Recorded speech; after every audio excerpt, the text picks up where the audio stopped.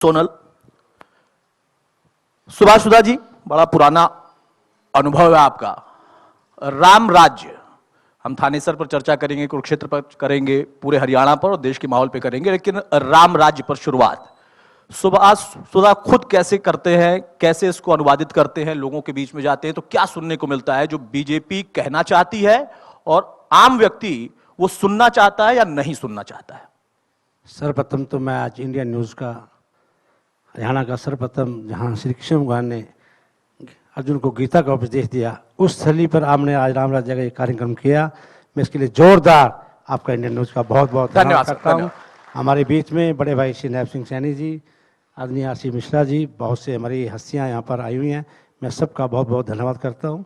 और मैं यही कहूँगा, राम राज्य की बात कहें तो मेरा तो सौभाग्य है कि मैं 10 वर्षों से यहाँ से विधायक हूँ, और विधायक भी मेरा एक भाग्य है कि मैं सुबह उठकर प्रभु का धन्यवाद करता हूँ। उस पार्टी से, भारतीय जनता पार्टी, जिसके इतने अच्छे हमें संस्कार मिले हैं, उन संस्कारों की बदौलत मैं आज विधायक हूँ। और मैं कहूँगा, और सबसे बड़ी बात है कि हमें एक ऐसे प्रदेश के मुख्यमंत्री श्री मनोहर लाल जी मिले जो 24 घंटे में से 18 घंटे हमारे बीच में काम करते हैं। प्रदेश के प्रधानमंत्री नरेंद्र मोदी जी, मैं कहूँगा उनके मार्गदर्शन में किस प्रकार से पूरे देश के अंदर आज कार्य हो रहे हैं, एक अपने आप में देखने वाली बात है। और मैं तो ये कहूँगा कि किस प्रकार से आज 22 हमारा जनवरी का दिन देखने वाला था, पूरा देश राममय हो गया था। और किस प्रकार से हमारी बहनों ने उठकर किस प्रकार से दिए जलाए, किस प्रकार से मैं कहूँगा लोगों ने एक दीपावली का अवसर बनाया, ये अपने आप में देखने वाली बात थी। मैं तो उसी दिन समझ गए थे कि ये राम राज आ गया है, और ये राम राज अगर दिया है तो प्रधानमंत्री नरेंद्र मोदी की देन है, उनके कारण आज हमें मिला है। बहुत वर्षों से, लगभग 500 वर्ष हो गए इसकी हम लड़ाई लड़ रहे थे राम मंदिर की, और 500 वर्षों में 5 लाख लोगों ने हमारे बलिदान दिया। उनकी बलिदान की वजह से प्रधानमंत्री नरेंद्र मोदी जी ने कहा था कि जब भी हम आएंगे मंदिर बनाएंगे, और उन्होंने मंदिर बना के दिखा दिया। आज प्रधानमंत्री नरेंद्र मोदी जी का हम बहुत बहुत धन्यवाद करते हैं। ये है राम राज। बहुत अच्छी बात आपने कही कि जो प्रण था बीजेपी के संकल्प पत्र में, वो प्रण भी पूरा हुआ इन्हीं 10 सालों में, और मंदिर का निर्माण हम सबने देखा। वो तारीख कोई भूल नहीं सकता है सदियों तक। लेकिन उसके साथ अब वहां शुरुआत होती है कि एक तरफ मंदिर था, मंदिर की भव्यता थी, लोगों का जुड़ाव था, दूसरी तरफ वो राम धुन जो कि बहुत लंबे समय तक मंदिरों तक थी, कुछ घरों तक थी, कुछ प्रांगणों तक थी। उस दिन वो धुन पूरे दुनिया में सुनाई दे रही होगी, या भारत में तो हर कोने में सुनाई दे रही होगी, ये मैं मानता हूं। हमारे खुद के चैनल ने भी एक गीत लॉन्च किया, राम आएंगे, करोड़ों लोगों ने देखा 1 से 2 दिन के भीतर। ऐसे ही कई गीत तमाम लोगों ने बनाए, वो किए। ये राम शब्द तो हमें पहले से ही पता है, हरियाणा में तो राम राम की प्रथा है, लेकिन वो राम धुन इस कदर लोगों के मन में बस गई, छोटे से छोटा बच्चा गुनगुनाता नजर आया। देखिए, एक विश्वास की बात है। किस प्रकार से प्रधानमंत्री नरेंद्र मोदी जी ने ये कहा था कि हम राम मंदिर बनाएंगे, और राम मंदिर बना। उन्हीं के मार्गदर्शन में, प्रधानमंत्री नरेंद्र मोदी जी के, प्रदेश के मुख्यमंत्री के मार्गदर्शन में आज रामराज इस प्रकार से आया है। मैं यही कहूँगा कि देखिए किस प्रकार से नौकरियां मेरिट पे दी जाती हैं, योग्यता के आधार पर। आज गरीब का बच्चा घर बैठकर, एक रेडी लगाने वाला बच्चा भी जब ये दुआ देता है, दिल से दुआ देता है कि मैंने जीवन में सोचा नहीं था मैं SCS लग जाऊंगा, मुझे ये नौकरी मिल जाएगी। अगर ये नौकरी देने का अगर किसी ने संकल्प किया है, ईमानदारी पर रामराज में देने का किया है, तो प्रधानमंत्री नरेंद्र मोदी जी ने, प्रदेश के मुख्यमंत्री मनोहर लाल जी ने देने का किया है। बहुत सी चीज़ें मैं कहूँगा, 1,80,000 से जिनकी इनकम कम है, उनका चिरायु कार्ड बनाने का कार्य किया है प्रदेश के मुख्यमंत्री ने। मैं अभी मैं कहूँगा बहुत से गाँव में मैं गया, और किस प्रकार से अभी प्रधानमंत्री जी की गारंटी वाली गाड़ी हर गांव में गई थी, तो बहुत से बहनों ने मुझे कहा कि मैंने इलाज करा लिया है 5 लाख का। मैं आपका धन्यवाद करती हूँ। अगर ये 5 लाख रुपए का मुझे चिरायु कार्ड या आयुष्मान कार्ड नहीं मिलता तो शायद मैं अपना इलाज ना करा पाती, ऐसी व्यवस्था। और बहुत बहनों ने ये भी कहा कि मेरे 5 लाख रुपए मेरे बैंक में पड़े हैं, मैंने अभी तक यूज़ नहीं किए। देखिए किस प्रकार का भाव इस तरह से। इसी प्रकार से मैं कहूँगा, घर बैठे ही किस प्रकार से पेंशन मिलती थी, और पेंशन पहले क्या होती थी, लोग खा जाते थे लोग पेंशन को पहले। आज ऑनलाइन पेंशन लोगों के खाते में आती है, और बुजुर्गों की सेवा बच्चे भी करते हैं, उनको पता है कि पेंशन आ रही है। बहुत सी चीज़ें ये ट्रेंडिंग सिस्टम किया प्रदेश के मुख्यमंत्री जी ने किस प्रकार से। और मैं तो ये भी कहूँगा, आज डेवलपमेंट अगर हो रही है प्रदेश के अंदर, ईमानदारी से डेवलपमेंट करने का काम किया है तो प्रदेश के मुख्यमंत्री। मैं आपसे बताना चाहूँगा कि मैं यहाँ पर लगभग 9.5 वर्ष हो गए, यहाँ से विधायक हूँ। और विधायक के नाते मेरे बड़े भाई नायब सिंह सैनी जी बैठे हैं, हम दोनों ने मिलकर लगभग 4,000 करोड़ रुपया हमने कुरुक्षेत्र में लगाने की व्यवस्था करी है, ऐसा वादे किया। 4,000 करोड़। आपको मैं बताना चाहता हूँ किस प्रकार का हमारा रोड का इंफ्रास्ट्रक्चर था। हम देखते थे किस प्रकार से हमारे टूरिस्ट यात्री आते थे तो हमारे जो 4-4 फुट के खड्डे होते थे, पहले जो ब्रह्मसौर पे आते थे, हमने सबसे पहले रोड का इंफ्रास्ट्रक्चर बनाने का शुरू काम किया। हमने जो बाईपास है हमारा, जो ये अपना नाम क्या KDP रोड है, उसको बनाने की व्यवस्था करी। रेलवे रोड बनाने की व्यवस्था करी। हमने पिपली से लेकर थलगढ़ बनाने की व्यवस्था करी। हमने ढांड रोड 7 से 10 मीटर बनाने की रोड का इंफ्रास्ट्रक्चर, चाहे वो गांव का तो शहर का, पहले इंफ्रास्ट्रक्चर देने की शुरू की। सबसे पहले लाइटिंग व्यवस्था हमने यहाँ लगाने की व्यवस्था की, 15,000 LED लाइट लगाने की हमने व्यवस्था करी। उसके पहले मैंने मुख्यमंत्री से रिक्वेस्ट करी थी कि हमारा यहाँ पर ब्रह्म सरोवर, जो मैं कहूँगा बहुत बड़ा हमें देन थी, आदरणीय पूर्व में प्रधानमंत्री रहे अपना, उन्होंने हमें ये देन दी थी, लेकिन उसका चलता पानी नहीं था। चलता पानी करने के लिए मैं प्रदेश के मुख्यमंत्री मनोहर लाल जी के पास फाइल लेके गया, तो क्या होता था, ये पानी आता था भाखड़ा से, और भाखड़ा से आता था, इसके अंदर बहुत सी ऐसी व्यवस्था थी कि लोग खुला एक जोर सा था, उसके अंदर क्या लोग पशु आते थे, मैं कहूँ धोबी घाट था। लेकिन हमने प्रदेश के मुख्यमंत्री का कि ब्रह्मसौर का चलता पानी किया जाए, तो हमने सब प्रथम ब्रह्मसौर का चलता पानी करने की व्यवस्था करी। आज देखिए किस प्रकार से गीता जयंती का अवसर मनाया जाता है, और कहाँ पर 5,000 लोग गीता जयंती के अवसर पर आते थे, आज 30 लाख लोग गीता जयंती के अवसर पर आने का अगर कार्य किया है, तो ये प्रदेश के मुख्यमंत्री मनोहर लाल जी की देन है और आदरणीय प्रधानमंत्री नरेंद्र मोदी जी के माध्यम से। बहुत सी चीज़ें यहाँ पर एजुकेशन की दृष्टि से देखें, यहाँ पर बेटियों का कॉलेज नहीं था, हमने वुमेन कॉलेज बनाया, 1200 बेटियाँ हमारे यहाँ कॉलेज में पढ़ती है। इसी तरह से मैं आपको कहूँगा, हमारा नाम का नर्सिंग कॉलेज था, नर्सिंग कॉलेज हमारा बन गया। एक यूनिवर्सिटी थी कुरुक्षेत्र यूनिवर्सिटी, एक यूनिवर्सिटी और आयुष यूनिवर्सिटी बनाने का हमने पूरा किया, उसका टेंडर भी लग चुका है, बहुत जल्दी उसका कार्य भी होने वाला है। इसी तरह हमारा हॉस्पिटल, यहाँ पर बहुत टूरिस्ट आता है, हमारा हॉस्पिटल सिर्फ 50 बेड का कंडम था, 100 बेड का हॉस्पिटल हमने बना दिया है, और 100 बेड का हमारे साथी है उसका भी टेंडर हो गया है, 20 तारीख को टेंडर खुल रहा है, 200 बेड का AC हॉस्पिटल यहाँ बनने की व्यवस्था हो रही है। तो ये बहुत चीजें, ये सब आपने इतना गिनाया प्रधानमंत्री। अभी तो मैं ये कहूँगा, अभी तो आदरणीय प्रधानमंत्री नरेंद्र मोदी जी ने अभी रेवाड़ी से किया था, 250 करोड़ की लागत से महाभारत का थीम है यहाँ पर बन चुका है।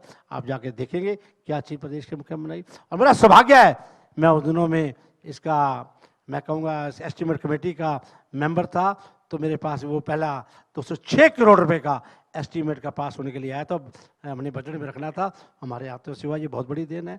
और इसके साथ ही हमने 2 वहाँ पर लेजर शो है, विराट शो पे हमारा लेजर शो देखिए आप, प्रदेश के मुख्यमंत्री मनोहर लाल जी ने लगाया। और मैं कहूँगा 24 घंटे, जिनका 18 घंटे प्रदेश के मुख्यमंत्री इसी के ऊपर कार्य करते, ये बहुत बड़ी देन है। गाँव की व्यवस्था, मुख्यमंत्री 18 घंटे काम करते हैं, प्रधानमंत्री काम करते हैं, इसमें कोई शक नहीं है। क्या एक प्रतिनिधि के तौर पर आप लोग भी उतने ही एक्टिव रहते हैं? क्योंकि देखिए आप लोगों से यह सवाल पूछा जाता है कि आप केंद्र की योजनाएं गिनाएं तो आप गिनाते हैं, और प्रधानमंत्री मोदी का कद वाकई बड़ा है और उस बात को विपक्ष भी स्वीकारता है, लेकिन सिर्फ प्रधानमंत्री मोदी, मुख्यमंत्री मनोहर लाल जी के काम के आधार पर आपको लगता है कि हाँ हर बार वही चीज चलेगी? थानेसर के लिए आपकी भूमिका, आपकी अपनी उपलब्धियां, आपकी अपनी सोच, या आपको लगा कि हाँ ये अभी भी कमी रह गई है, मैं अब तक शायद इधर फोकस नहीं कर पाया था, अब मैं इसको लेकर जाऊंगा ऊपर, इस बात को, कुछ कमी है कहीं या सब कुछ राम राज्य? देखिए आप कहेंगे हमारा 2 दिन का अभी अधिवेशन चला था अभी दिल्ली के अंदर, जी हम लोग उस अधिवेशन में 2 दिन रहे, और सुबह 4 बजे हमारे बड़े भाई नायब सिंह सैनी जी हम यहाँ क्षेत्र में पहुंचे हैं, और 4 बजे उठकर मैं दावे से कहूँगा 7 बजे से हम लोग कार्य में लगे। हम 4 प्रोग्राम आपसे पहले 5 करके भी आए हैं, नहाए धोए भी हैं, उसके बाद 1 घंटा 9 बजे शुरू हो गए थे, अभी तक चल रहे हैं। तो जिस प्रकार का हमारा नेता होगा, जिस प्रकार का हमारे बड़े बड़े काम करेंगे, तो 100% उनकी संस्कार में, उनकी देख रेख में हम भी उसी प्रकार गति से काम करते हैं। अगर वो 18 घंटे कर रहे हैं तो हमें भी उन्हें शक्ति मिली है, उनको देख कर हम भी 18 घंटे काम करते हैं। तो मैं तो ये कहूँगा ठीक है, आज मैं कहूँगा आपके बीच में कहना चाहूँगा, जिस प्रकार का यहाँ पर एक भी सीवर ट्रीटमेंट प्लांट नहीं था, हमने 2 सीवर ट्रीटमेंट प्लांट लगाने की व्यवस्था करी। हमने यहाँ पर सबसे पहले कुछ क्षेत्र का एक मैप तैयार किया, मैप के तैयार भी यहाँ पर टूरिस्ट आए। आज मैं बताऊँगा आपसे पहले टूरिस्ट कितने आते थे, यहाँ पर टूरिस्ट लगभग 3,000 लोग टूरिस्ट आते थे, आज 25 से 40,000 टूरिस्ट डेली आता है। हम चाहते हैं 50,000 टूरिस्ट यहाँ पे आए। हमारा पूरा फोकस है, हम चाहते हैं यहाँ पर रोड का इंफ्रास्ट्रक्चर अच्छा हो, एजुकेशन का इंफ्रास्ट्रक्चर अच्छा हो, स्पोर्ट की दृष्टि से हमारा इंफ्रास्ट्रक्चर अच्छा हो। हमने सोसाइटी ट्रैक्स बनाया, 7.5 करोड़ रुपये लगाया। अभी हमने वेलोड्रम बनाने जा रहे हैं यूनिवर्सिटी के पास, एसओ ट्रैप हम लाने जा रहे हैं। तो बहुत सी चीज़ें रोड को आपके स्पोर्ट की दृष्टि से देखिए, हेल्थ की दृष्टि से देखिए, किसी व्यवस्था से करिए। और मैं कहूँगा जगमग हरियाणा भी शुरू हुआ तो मेरे कुरुक्षेत्र से शुरू हुआ। आज 24 घंटे प्रदेश में अगर लाइट देने, बिजली देने का व्यवस्था करी तो प्रदेश के मुख्यमंत्री जी कुरुक्षेत्र से करी। तो बहुत सी चीज़ें, और मैं तो एक बात कहूँगा, हमें सब बैठे हैं, हमें प्रदेश के मुख्यमंत्री जी से एक शिक्षा और लेके जानी चाहिए। किस प्रकार की शिक्षा? प्रदेश के मुख्यमंत्री जी के पास पुदैशी 1 एकड़ जमीन थी, वो हमें पंचनाथ के नाम से दान दे दी, और अब उनके पास जो अपना मकान बचा था, आज मैं बताना चाहता हूं, वो मकान भी जो रहायशी मकान था प्रदेश के मुख्यमंत्री मनोहर लाल जी के पास, वो भी उन्होंने पंचायत में दे दिया, लाइब्रेरी में दान दे दिया। ऐसे प्रदेश के मुख्यमंत्री, ऐसे देश के प्रधानमंत्री से हमें पूरा कुछ सीखना चाहिए। और आज मैं कहूँगा जिस प्रकार से विपक्ष डर रहा है ना, इसीलिए डर रहा है कि वो लोग जो है ना, हमारे देश के प्रधानमंत्री इतना बड़ा जो हमारे देश के अंदर कार्य कर रहे हैं। अभी 370 धारा किस प्रकार से देखी करी, राम मंदिर बनाने की व्यवस्था करी, आयुष्मान कार्ड लेके आए, उज्ज्वल योजना, घर घर में गैस सिलेंडर पहुँचाने का काम किया। बहुत सी चीज़ें अगर आप फील्ड में जाके देखेंगे तो मैं कहूँगा कोई कांग्रेसी होंगे तो जमानत नहीं बचेगी। इस हिसाब से हमारे ये कार्यकर्ता बैठे हैं, हमारे पन्ना प्रमुख, हमारे मंडल अध्यक्ष, हमारे जिला अध्यक्ष किस प्रकार से 24 घंटे हमारे बीच में काम कर रहे हैं, बहुत बड़ी बात है। अच्छा, चुनाव से ठीक पहले एक बड़ा मुद्दा फिर से उभर गया है और आप उसको नकार नहीं सकते, और सरकार ने भी थोड़ा सा विलंब शायद कह सकते हैं कि हुआ, लेकिन फिर एक्टिव हो गए और केंद्रीय मंत्री चंडीगढ़ पहुंच गए, लेकिन तब तक किसान बॉर्डर पे पहुंच गए थे। मुख्यमंत्री ने बहुत स्पष्ट शब्दों में कहा कि ट्रेन से, बस से, बाकी अन्य वाहनों से, अपने वाहनों से आप दिल्ली जाइए, किसी ने रोका नहीं है। लेकिन जब आप 6 महीने 1 साल की तैयारी करके मॉडिफाइड ट्रैक्टर लेकर उससे निकलते हैं, तो फिर हमें दूसरे पहलू को भी देखना पड़ता है कि लॉ एंड ऑर्डर और बाकी नागरिक भी, किसानों की भी सुरक्षा हमारी जिम्मेदारी है और नागरिकों की भी सुरक्षा जिम्मेदारी है। पंजाब हरियाणा हाईकोर्ट में भी जो मामला गया तो उसमें भी ये टिप्पणी आई कि अधिकार सबके हैं, किसी एक के निहित नहीं है कि सिर्फ मेरा अधिकार है और बाकी का अधिकार नहीं है। इन सबके बीच में सबसे जो बड़ा सवाल है वो है आंदोलन। आपने बॉर्डर पर तो रोक दिया, वो कह रहे हैं कि हम जाकर ही मानेंगे, दिल्ली तक पहुंचेंगे ही पहुंचेंगे, दिल्ली जाना हमारा अधिकार है। आपको नहीं लगता कि ये इलेक्शन के ठीक पहले आप लोगों के लिए थोड़ी मुश्किल पैदा करेगा? देखिए, मैं एक बात कहूंगा, हरियाणा एक ऐसा प्रांत है जहां सबसे ज्यादा 14 फसलें एमएसपी भी ली जाती है। पहला प्रांत हरियाणा प्रदेश है, और डायरेक्ट पैसा 24 घंटे में अगर फसलों को पैसा उनके खाते में डालने का काम किया तो प्रदेश के मुख्यमंत्री मनोहर लाल जी ने डालने का किया। मैं दावे से कहूँगा, जब सूरजमुखी बिक्री थी, किस प्रकार से यहाँ पर हरियाणा में लोग शायद कर दे, पंजाब के अंदर सूरजमुखी 3100 रुपये बिक्री थी, उनके पास हमारे यहाँ 5100 रुपये सूरजमुखी बिकी और 1000 रुपये की सब्सिडी और दी। देखिए किस प्रकार से अभी कहते हैं हरियाणा प्रांत किसानों के लिए, और मैं दावे से कहूँगा किस प्रकार से 10-10 रुपये के चेक दिए जाते थे जब मुआवजा दिया जाता था, आज किसान को 13,000 से कम किसी को चेक नहीं दिए जाते। ऐसी व्यवस्था करी तो प्रदेश के मुख्यमंत्री अभी बड़े भाई नायब सैनी ने किस प्रकार से बताया, ये तो 1100 करोड़ रुपया नहीं दे सके मुआवजे का, और हमने दिया 11,000 करोड़ रुपया, ऐसा व्यवस्था करी। तो ये व्यवस्था अभी किस प्रकार से, देखो हक सबको है, अगर वो किसान जाना चाहते हैं तो अपनी बस पे अपनी ट्रेन पे जा सकते हैं, लेकिन ट्रैक्टर ट्राली लेके किसी की व्यवस्था को खराब करना ये है। अभी तो मैं एक बात कहूँगा, हमारे बीच में एक बहुत बड़ी वीडियो वायरल हो रही है, किस प्रकार से पंजाब से एक आई है निकल के, उन्होंने कहा कि प्रधानमंत्री नरेंद्र मोदी जी का कद बहुत बड़ा राम मंदिर के पास बढ़ गया है, उसको कम करने के लिए हम ये व्यवस्था करने जा रहे हैं। ऐसी बात कही है आपके सामने, ये बिल्कुल उनकी बढ़ेगा, आप वजह देख सकते हैं। तो ये चीजें प्रधानमंत्री मोदी जी के कद को बड़ा करने के लिए, छोटा करने के लिए, ऐसा उनको सोच नहीं करनी चाहिए। अपने हक के लिए कहीं भी धरना दें, बिल्कुल धरना दें, अपनी बात को रखें। कोर्ट ने भी कहा कि दोनों सरकारें तय करें, एक निश्चित जगह तय करें। हाँ, निश्चित तरह। मैं कहता हूं, अब जब सर आपने ये बोला कि हरियाणा और पंजाब का कंपैरिजन करिए, तो जिस वक्त ये मुद्दा उठा मैंने तुरंत इसको जाकर थोड़ा सा रिसर्च किया। हरियाणा में आप लोगों की सरकार आने के बाद आप लोगों ने 14 तो नहीं लेकिन 15 से दलहन और तिलहन की 7 से 8 फसलें जोड़ी एमएसपी में अपने स्तर पर, केंद्र से तो अलग है ही। पंजाब में भी आपने जैसा बताया तो मुख्य तौर पर गेहूं, धान और 1-2 और फसलें हैं, लेकिन कांग्रेस पार्टी या और भी राजनीतिक दल जो कि हरियाणा से ताल्लुक रखते हैं वो कहते हैं कि जो 14 फसलों का आपका आंकड़ा है ये सिर्फ किताबी है। ये सिर्फ किताबी आंकड़ा है कि हम 14 में देते हैं। मंडियों में कितनी बिकती है, कितना मिलता है, इस पर वो कहते हैं कि आप तस्वीर सही साफ करिए। मीडिया का ये जिम्मा होता है कि सही तस्वीर साफ करें। हमने कहा भाई हमने अध्ययन किया, हमने पूछा, और ये जो दोनों कंपैरिजन दिखाया, मैंने कहा कि हरियाणा में तो कम से कम अब तक का ताजा अपडेट मिनिस्ट्री के वेबसाइट पर है। जब मैं पंजाब का देखने जाता हूं तो 17 के बाद डाटा ही नहीं वहां पर। फिर मेरे लिए मुश्किल होती है कि मैं कहां से लाऊं। तो ये 14 वाला जरा थोड़ा सा क्लियरफाई करिए आप। देखिए, हरियाणा प्रदेश के अंदर जो 14 फसलें, मैं उनको पूरा डाटा आपको दे दूंगा, लेकिन मैं दावे से कहूंगा इन 14 फसलों पे इनमें से एक फसल भी अगर आप बता देंगे, अभी बाजरा है, अपना गेहूं है, आपका अपना नाम क्या ये राइस है, तो ये बहुत सी फसलें जो बताऊँ 14 फसलें, इनमें देने का अगर प्रदेश के मुख्यमंत्री जी ने संकल्प किया, हम 14 पे दे रहे हैं। मैं आपको पूरी शीट दे दूंगा, मेरे पास पूरी डिटेल में है, मेरे पास डिटेल है, डिटेल आपके पास कौन तो, कौन से उसमें दलहन की फसलें हैं, तिलहन की फसलें सारी है, ये फसलें 14 की 14 है, और किसी भाई को चाहिए भी होगी हम अवश्य उसको दे देंगे। लेकिन क्या है, मैं आपको बताना चाह रहा हूँ किस प्रकार से भी आपके साथ पड़ोसी राज्य है, सूरजमुखी 3100 रुपये बोलने पे बिक्री है, कोई कांग्रेस वहाँ पे रोला नहीं पाती, कोई आम पार्टी रोला नहीं पाती, कोई किसान रोला नहीं पाता, और यहाँ पर 5100 रुपये प्लस 1000 रुपये हम सब्सिडी भी दे रहे हैं। फिर भी यहाँ पे किसान, हम कहते हैं हरियाणा में किसान के साथ, तो किसान, मैं कहूँगा कि जितना भला किसान का अगर प्रदेश के मुख्यमंत्री मनोहर लाल जी कर सकते हैं, देश के प्रधानमंत्री नरेंद्र मोदी जी कर सकते हैं, ये और कोई भला नहीं कर सकता। किसान का भला ही ये कर सकते हैं। अच्छा, फिर एक और नया आरोप इसी में लगता है। वो नया आरोप ये है कि आपने 14 कह दिया, मैंने मान लिया, अब आप उन 14 में पूरी खरीद नहीं करते हैं। ये तीसरा उन्होंने आरोप लगा दिया। देखिए, वो कहते हैं मंडियों में लाइन लगती है, आप खरीदते नहीं है। नहीं, ऐसा नहीं कहने का। 14 की 14 फसलें जो मंडियों में आती है, आप जब देखते हैं वीट का सीजन भी आता है, उसके साथ भी अब देखिए मेरी बात, कई बार क्या होता है, हमारा किसान भाई कई बार क्या होता है कि फसल जो है गिली काट के ले आता है, खरी फसल काट के ले आया, तो उसको सुखाने के लिए टाइम लग जाता है, एक आधा दिन। तो एक्चुअली क्या है कि एफसीआई जो हमारी पहले स्टेट गवर्नमेंट खरीदती है, इसको स्टेट गवर्नमेंट खरीदने के बाद एफसीआई इसको लेती है, तो उसके अंदर टर्म कंडीशन होती है भी इतनी उसके अंदर मॉइस्चर होना चाहिए। उस मॉइस्चर को पूरा करने के लिए सुखा लेती है।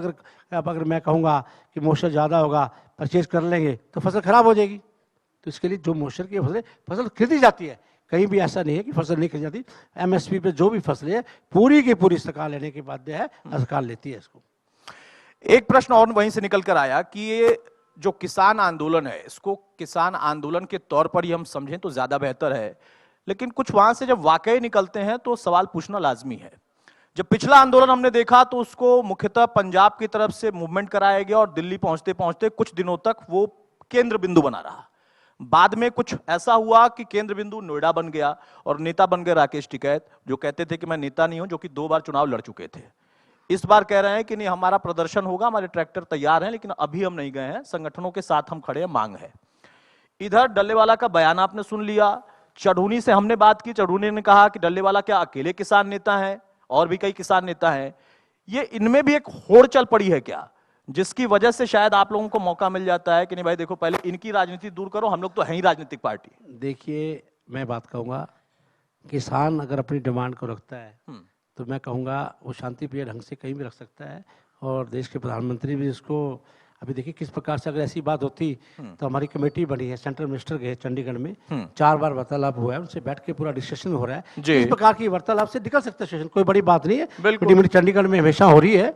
लेकिन एक मैं आपको बताऊं कि ये जितने भी मैं कहूँ किसान नेता भी है, राजनीति भी करते हैं, ये सभी इलेक्शन भी लड़े हैं आपके बीच में, देख लो जाके, टकैस भी इलेक्शन लड़े हैं, अधिकार तो उनको भी है, किसानों को इनके अंदर भी अपनी अपनी अलग अलग संस्थाएं हैं, अपनी अलग अलग इनकी नाम का पॉलिटिक्स है। उसके अंदर मैं ना जाऊं तो अच्छी बात है, आप साची तरह समझते हो किस प्रकार की इनकी अपनी पॉलिटिक्स है, वो तो आप समझ रहे हो। तो उसके बाद जब इन पर प्रेशर पड़ता है तो फिर ये इकट्ठे भी हो जाते हैं। नहीं, वहां तो बड़ा दिलचस्प था, उन्होंने कहा कि नहीं, किसान संगठन राजनीतिक और किसान संगठन गैर राजनीतिक, मतलब समझ से थोड़ा परे था। बहरहाल फिर भी वो भी लोकतंत्र में अधिकार है, व्यक्ति की आजादी का उनको भी अधिकार है, इकट्ठे भी हो सकते हैं। फाइनल कमेंट की तरफ ही जाऊंगा सुधा साहब। अब यहाँ पर आप लोगों की जिम्मेदारी बढ़ी है, और आपने जैसा जानकारी दी, मुझे भी अच्छा लगा कि आपने नायब सिंह साहब ने मिलकर इस कुरुक्षेत्र की धरती के लिए, जो कि ऐतिहासिक तो थी लेकिन अनदेखी बहुत लंबे समय तक हुई थी, किसने की क्योंकि हमें नहीं पता और न जानना वो विषय, वर्तमान में अगर किसी ने अच्छा किया है तो उस पर फोकस करे और बेहतर हो। अब यहां पर आप लोगों ने अगर 4000 करोड़ से ज्यादा इन्वेस्ट कराया अलग अलग प्रोजेक्ट में, आगे की प्लानिंग क्या है एक विधायक के तौर पर आपकी? देखिए, मैं ये कहूँगा कि बहुत बड़ा हमने इस पे अंदर संज्ञान लिया। सबसे पहले हमने एक एक चीज़ को पढ़ा, पहले रोड का इंफ्रास्ट्रक्चर देखा, उसको हमने किया। एजुकेशन का देखा, बहुत से स्कूल थे हमारे स्कूल जैसे किरमस गांव के अंदर हमारी बेटियां जोड़ में पढ़ती थी, हमने वहाँ स्कूल बनाने की व्यवस्था करी। इस तरह हमारे सब्जी मंडी में एजुकेशन स्कूल था, आज तक नहीं बनाया, सुबह शाम क्लासेस स्कूल को बनाने की व्यवस्था करी। हमने स्कूल अपग्रेड कराने की व्यवस्था करी। हमने एजुकेशन दृष्टि पे लिया, गवर्नमेंट कॉलेज जैसे मैं बता रहा था इस प्रकार का लिया। इस तरह रोड का इंफ्रास्ट्रक्चर हमने पूरा रोड्स का पूरा बनाने की व्यवस्था करी। इसी तरह हमने लाइट व्यवस्था को देखा, इसी तरह सिक्योरिटी व्यवस्था को देखा, और बहुत सी थी, और टूरिस्ट को लेकर भी हमने बहुत काम किया। लेकिन मैं कहूँगा आज के क्षेत्रवासियों को सिर्फ मैं बताना चाहता हूँ, एक डिमांड है, वो हम बिल्कुल पब्लिक के बीच में आते हैं, सबसे बड़ी डिमांड अगर है तो वो है हमारे बाईपास की। तो हमने विधानसभा में भी उठाया है और विधानसभा में भी उठाया है और उसको उठाते भी रहेंगे, और उठाया था, और प्रदेश सरकार ने उसको, आदरणीय मुख्यमंत्री जी ने उसको बाईपास को स्टेट गवर्नमेंट ने पास कर दिया है। और उसके बाद आदरणीय नायब सिंह सैनी बैठे, इन्होंने भारतमाला 2 में आदरणीय हमारे गडकरी जो हमारे कैबिनेट मिनिस्टर है, भारतमाला 2 में रखा हुआ है, और इस साल के तक वो जो हमारा बाईपास है वो भी बनकर तैयार होगा 100%। मैं कहूँगा आप जाके देख सकते हैं, भारतमाला 2 में आप इंटरनेट पे जाएंगे कहीं भी आप जाके देख सकते हैं, तो उसमें रखा हुआ है ये बात। चलिए, ये अच्छी बात है और अच्छी खबर आपने आखिरी में दी कि बाईपास का एक मुद्दा था जो आपके भी जहन में था, और उसको आपने सही सामने मिलकर उस जगह तक पहुंचा दिया है जहां से वो फाइनल स्टेज में हो और जल्दी उस पर काम भी हो जाएगा। बहुत शुक्रिया सुधा साहब हमारे साथ जुड़ने के लिए, आपका बहुत बहुत धन्यवाद जी। मैं एक बार फिर इंडिया न्यूज़ का यहाँ पर क्षेत्र की इस भूमि पर पहुँचने पर धन्यवाद करता हूँ। और मैं ये कहूँगा हमारे बहुत से साथी यहाँ पर पार्टी के लोग आए हुए, मैं उनका भी धन्यवाद करता हूँ। मैं एक बार लास्ट में ये कहूँगा, आप आए हैं, पूरी टीम इंडिया न्यूज़ की आई है, एक बार मेरे कहने पे ब्रह्म शो आप जो देख के जाइए। हमारा विराट शो शाम को शो होता है 22 मिनट का, एक 35 मिनट का शो होता है, दोनों शो। उसके बाद जो महाभारत का भी थीम बनाया है अभी आदरणीय प्रदेश के देश के प्रधानमंत्री नरेंद्र मोदी जी के कदमों द्वारा हुआ है, तो आप तीनों चीज़ें चार जो देखे जाइए। ये देखने वाला मैं कहूँगा वो स्थल है, और जहाँ पर श्री कृष्ण भगवान ने अर्जुन को उपदेश दिया है वो वट वृक्ष भी अब मैं कहूंगा आपसे जरूर देख के जाइए। जरूर, मैं इतनी आपसे मैं प्रार्थना कहूंगा, नहीं, तभी आपको पता लग जाएगा किस प्रकार का कुरुक्षेत्र का विकास हो रहा है और किस तरह से कुरुक्षेत्र में टूरिस्ट आ रहा है, आपको वहां पर नजर आ जाएगा। बिल्कुल, आपका बहुत बहुत बिल्कुल धन्यवाद। एक बार आभार आपका। मैं जोरदार इंडिया न्यूज का धन्यवाद करता हूँ, जिनका हमें सौभाग्य हुआ, जिन्होंने आज हमारे पास हमका यहाँ पर राम राज्य का कार्यक्रम यहाँ क्षेत्र में किया। मैं उनका बहुत बहुत धन्यवाद करता हूँ। शुक्रिया सर, शुक्रिया शुक्रिया। Thank you so much Sudha साहब। Thank you so much Sonal. Subhash ji, आपका बहुत बहुत शुक्रिया, बहुत ही शानदार सत्र रहा। और अब मैं मंच पर आमंत्रित करना चाहूँगी नायब सैनी साहब को और आरसी मिश्रा जी, हमारे मैनेजिंग एडिटर हरियाणा सुंदर सोलंकी जी, आप प्लीज़ मंच पर आइए और हम एक सप्रेम भेंट आपको श्री रामचरितमानस के रूप में देना चाहेंगे। सुभाष जी, जोरदार तालियां। देखिए, कार्यक्रम अपने अंतिम रूप में है और अभी हमारा ये अंतिम सत्र था, इसके बाद हमारे कार्यक्रम का समापन है, लेकिन ऊर्जा जो शुरुआत में थी वही दिखनी चाहिए अंत तक। तो गर्मजोशी से एक बार तालियों की गड़गड़ाहट के साथ कार्यक्रम का हम समापन करेंगे। बहुत शानदार ये सत्र रहा और ये रामचरितमानस, श्री रामचरितमानस की ये सप्रेम भेंट आपके लिए token of love, token of respect from India news Haryana. Sonal, अध्यक्ष जी कुछ कहना चाह रहे हैं हमारे रामराज कार्यक्रम के लिए, Yes, खासकर please. इंडिया न्यूज़ के लिए। ये अध्यक्ष जी, हमने रामराज की शुरुआत, हालांकि सीएम साहब भी इसमें रहे, फिर आदरणीय विप्लव जी भी रहे, और ये प्रयास यही था कि हर ज़िले में हम लेके जाएं। आज हम यहाँ कुरुक्षेत्र आए हैं, सुभाष सुधा जी के विधानसभा में, क्या कहेंगे? जो राम राज्य ये इंडिया न्यूज़ चैनल के द्वारा कार्यक्रम किया गया है और उसमें आज कुरुक्षेत्र में पधारे हैं, मैं सबसे पहले तो इंडिया न्यूज़ चैनल का और पूरी टीम का मैं धन्यवाद भी करता हूं कि जो भगवान श्री राम की कल्पना और उस सिद्धांतों के ऊपर चलती हुई हमारी ये सरकारें जो कार्य कर रही हैं, उसके ऊपर कि राम राज्य की क्या कल्पना है, इंडिया न्यूज़ इस कार्यक्रम के माध्यम से जो देश के प्रदेश के करोड़ों लोगों को रूबरू वो हो रहे हैं और उनको मालूम भी पड़ रहा है कि लोगों तक क्या क्या सुविधाएं पहुंच रही हैं, उसको लेकर के मैं इंडिया न्यूज़ चैनल के सभी जो मेंबर्स हैं उनका दिल से धन्यवाद करता हूं। आज हमारे कुरुक्षेत्र के अंदर आप लोग पधारे हैं। आप सबका भी दिल से बहुत बहुत धन्यवाद और स्वागत।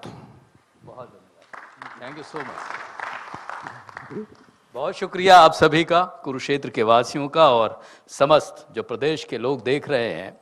रामराज दरअसल वो सुशासन की बात जिस तरह से नायब जी, सुधा जी और मिश्रा सर कह रहे हैं कि हम सब में उस चरित्र का निर्माण भी है, वो कोशिश हमारी लगातार जारी रहेगी। फिलहाल इस खास पेशकश में इतना ही। नमस्कार।